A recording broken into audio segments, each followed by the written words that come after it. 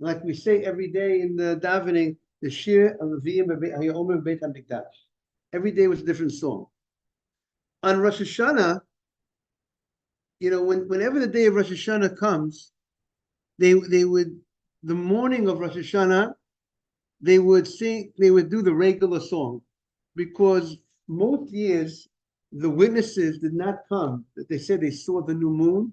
They didn't come until after the morning korban. But remember, the declaration of Rosh Hashanah happened on Rosh Hashanah itself.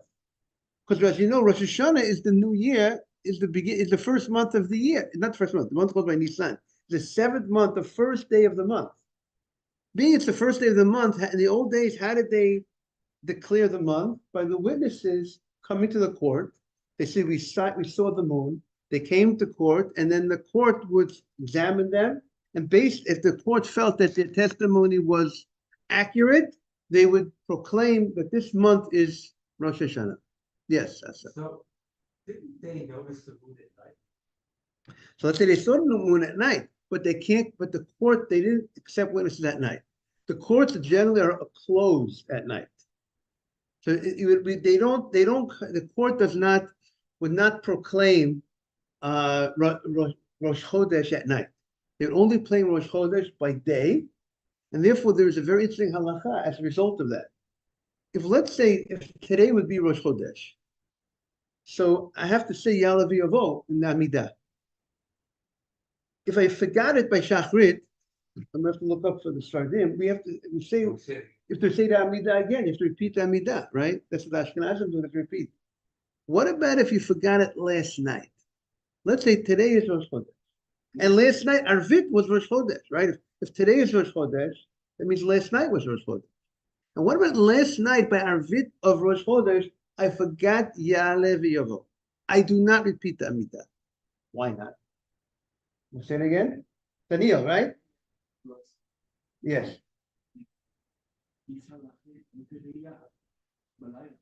So, because they did not sanctify the new month, they did not declare the new month at night. So therefore, it was in the old days. It was not. It wasn't official. Rosh Chodesh wasn't officially Rosh Chodesh until the daytime, the official proclamation. So because the official proclamation that they only would declare it Rosh Chodesh was the next morning, so therefore the night before, if you missed it, you would not have to repeat the Amidah, because they did not actually declare it Rosh Chodesh at night.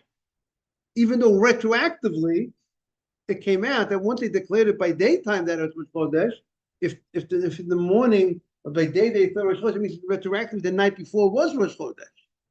Right? But since there was no formal declaration by night, only the following morning, so therefore if you forgot the Ya'aleh V'yavo by at night, you do not have to repeat. Is that clear, Asaf? Yeah, totally. But as a witness, would you want to come in the minute they open in the morning? Like, why would they come in the afternoon? That's the part. Very good. Sometimes it's traveling time. Sometimes you might have seen the Levana at a certain, far away. Good morning, everybody. And then there's traveling time until you come to the court. And because of that, the Gemara indicates, the Mishnah says, that one year when there was the question, is today Rosh Hashanah or tomorrow Rosh Hashanah? Because as you know, a month could have 29 days, a chaser, or a month could be what we call a malay, a full month of 30 days. So if a month has 29 days, so day 30 is the first of the next month, the new month. Morning, Emmanuel. If a day has, make yourself comfortable. Slichot, the 6:45 is Slichot. See, early. It's great to be early. So what happened was, so every year there was the unknown about Rosh Hashanah. When is Rosh Hashanah going to be? Is Rosh Hashanah going to be tomorrow or the next day? Because if, again, the month has a minimum of 29 days. So let's say today is day 29, right? So it could be that tomorrow is going to be Rosh Hashanah. And how would that happen? If witnesses will come tomorrow to the court and say they saw the moon. If they say they saw the moon, then they will declare tomorrow. They would declare tomorrow, if they come to court, tomorrow's Rosh Hashanah. If the witnesses would not come tomorrow, then the next day would be Rosh Hashanah, because the month will either have 30 days or 29 days. It can't be past. The month can't have more than 30 days. So therefore, that's why you understand Rosh Hashanah is the only holiday in Israel that today is a 2-day holiday. Because in Israel themselves, there were many times they didn't know when Rosh Hashanah was declared. Just like outside of Israel, when it comes to the holiday of Sukkot or the holiday of Pesach, why do we have 2 days of Pesach, 2 days of Sukkot? Because outside of Israel, even though whenever they declared the month in Israel, in the old city, when they declared Rosh Chodesh, it takes time for it to travel. And many times it didn't reach the Jews in the diaspora until after the holiday. And therefore they had to keep 2 days. They weren't sure. Is today the first day of the holiday? Or is tomorrow the first day of the holiday? And therefore that's how we got 2 days of Pesach, the first 2 days of the holiday. The Torah says the 15th of the month of Nisan is holiday. Not 15th and 16th. 16th is Chol Hamoed, according to the Torah. There's 1 day of the first days and there's 1 day of the second days. That's what the Torah says. Day 1 of Pesach and day 7 of Pesach is the time of Lo Sasa Kol Malacha. The only malacha you could do is certain food-related actions. But if you live outside the land of Israel, you don't know when they declared Rosh Chodesh. You don't know if today day 15 or today's day 16. And therefore the same problem we had 7 days later. Is this the 7th day of Pesach? This is the 8th day of Pesach. So therefore, outside in diaspora, they had to be safe. They don't want to do malacha. They don't want to, Ben, am I being clear? They don't want to do work on, maybe it's holiday. So therefore, that's why they had to keep 2 days. Hopefully that's how we could appreciate the 2 days, understand what they had in those days, and therefore we keep that minhag. So that's why we have the 2 days. But here we have in the land of Israel itself, many people in Israel would be keeping 2 days because of Rosh Hashanah. Because even if they declared, let's say at 2 o'clock in the afternoon, they declared in the old city, today is Rosh Hashanah. In Tel Aviv, it didn't reach. Not enough time was probably in Tel Aviv to reach what the witnesses said in the old city. Obviously, they can't reach it. Therefore, they would have had to keep 2 days. So therefore, that's why even in the land of Israel today, they keep 2 days. Now, the Mishnah discusses the time when the witnesses would come, and based on the witnesses, they would declare if today's Rosh Hashanah, and if they declare today is Rosh Hashanah, tomorrow is not Rosh Hashanah. If they declare, if the witnesses come, let's say on day 30, right? There were 29 days of the month, and on day 30, the witnesses walk into the court, and the court examines them. The court will proclaim today is Rosh Chodesh, meaning today is the first of the month. Today is Rosh Hashanah, and tomorrow is not Rosh Hashanah.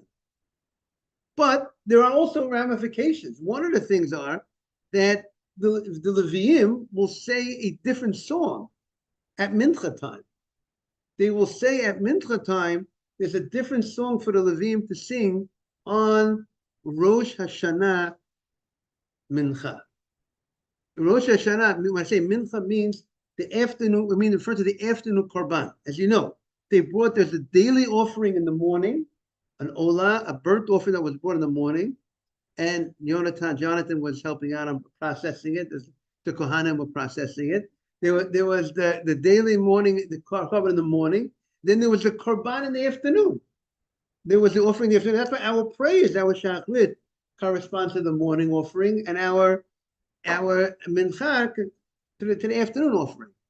Now, if the witnesses came before mincha, so then they would, before the offering in the afternoon, they would go ahead and they would sing a certain song, different than the ordinary afternoon song that was appropriate for that day, for a Monday or a Tuesday or Wednesday. They would sing a different song. Now what happened was the witnesses were late. They were late, and they already brought the afternoon offering, and the Levium, and they sang the weekday song, and then came. Oh, so now there's the question: what happened? So that's the question of the Mishnah. There was a problem because what happened was they brought the afternoon offering, and then subsequently the witnesses came, and there was a problem with the song. There was something went wrong with the song of the Levium on that day. What went wrong? So that's a matter of question in the Gemara. The Mishnah says, "Nitkalkalu haLeviim b'shir." There was a kilkul. There was something that went wrong. One assignment. So what went wrong? So one opinion is what went wrong was they said the wrong song. That's what went wrong. Instead of saying the special Yom Tov song that was supposed to be said, they said the weekday song. There's another opinion of the Gemara that says that that's not what went wrong. You know what went wrong? Went wrong was that they didn't sing the song at all. Because the Levium felt if this opinion, if you're not sure what the song is, if what the right song is, you don't shev al taseh. You don't sing anything. So that was the other opinion in the Gemara. That's what went wrong. What went wrong was there was no song. And there's a special mitzvah that should be a song. And therefore, what the rabbis did, as we know, good morning, Sammy, when something goes wrong once, it could go wrong again. As we all know, Shlomo HaMelech says, Ma shehoya hu sheyeh. What happened yesterday is going to happen when? In the future again, unless you do something different. Right? That's why in life, right, Emmanuel? In life, if people don't make moves, as we say, don't make changes, don't do things differently, just wanting to do something differently is not enough. Having the desire to do something differently, that's step one. But the question is, what are you doing differently? As the Mesilat Yesharim says, what are you doing differently to make sure that something different, the outcome is going to be different? That's what we opened up earlier today. We said that this week's parasha is Shoftim. How we open up? Shoftim v'shotrim, we said, the Torah says you have to make judges and you have to make shotrim, officers. You need people to enforce the law. It's not enough to have the court. But every individual, shoftim v'shotim titin lacha. Every person for himself also. You have to judge for yourself what you want to do in life, what you want to accomplish, your goals. And not only you have to judge that, you have to be shofet that, but also you have to be a shoter for yourself. You have to be your own police officer. You have to be your own enforcer to make sure that, I think Moshe Feinstein says this idea, and the Sfat Emes says that idea. You have to figure out how to enforce what you want to accomplish in life. Sometimes you need help from family members, from friends, whatever. However, you can figure out how to make it happen. So here, the rabbis were very concerned that there's going to be a problem in the future. So what the rabbi said like this. And by the way, I think that's a big musa to us to react when we see something to make sure it won't happen again. So what did they say?